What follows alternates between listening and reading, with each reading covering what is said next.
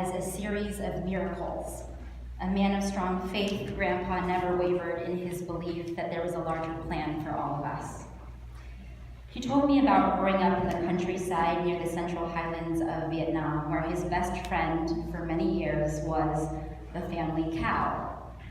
He raised the cow since it was very small, until one day his family had to sell the cow to earn money to live. Grandpa was so distraught to be losing his best friend. But little did he know that his beloved cow would be sold to the family of one very special person, Celine Duy Mai Chan. And this is how Grandpa met Grandma and found a new best friend with whom he would share his life. This was what he described as the first miracle. Together they brought into this world 6 strong, passionate, and loving children. One day in 1958, when Grandpa was working in a bookstore in Saigon, he was approached by an American sergeant who asked if he wanted to come to the United States to teach Vietnamese. Grandpa didn't speak English at the time, but he couldn't pass up the opportunity. So within 48 hours, he had to submit the paperwork for a visa, and Grandma had to borrow extra money and gold just to pay the fees. The average processing time was 2 weeks, and everyone told him that he'd never get approved. But didn't give up, and he went to sit in the embassy office himself. He was so nervous because everyone's life depended on it. And after a whole day of waiting in the office, he was finally let into the supervisor's office, only to encounter that the supervisor was an elementary school friend of his from Hue. He embraced him, made his case, and his friend stamped his visa paperwork. Grandpa says this was the second miracle.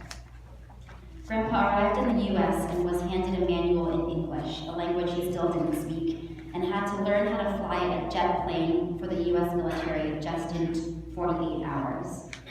He remembers how the sergeant would yell, "Keep your chicken straight, keep your chicken straight." And eventually he was able to save enough money to bring his children to the US, where they would go on to have families of their own. A few days ago, I started listening again to these story recordings on my phone. In 2013, shortly after Grandpa's stroke, I did a performance piece that many of you saw called Jave Nook, which featured these stories about chickens and being a pilot, and it ended in a letter to Grandpa on his birthday.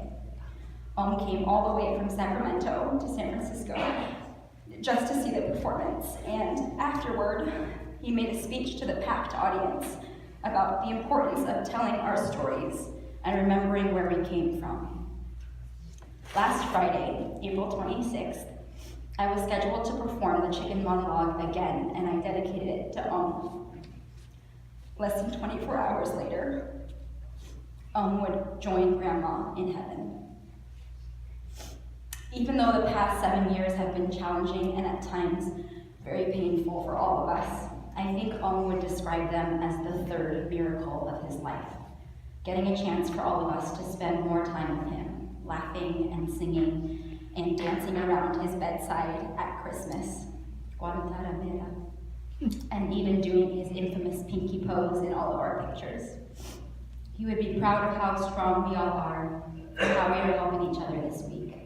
This is what he dedicated his life to, and now I hope we can honor his legacy by remembering what he sacrificed for all of us, because he loves us and will continue to look over us with Grandma. We love you very much, Mom. Thank you.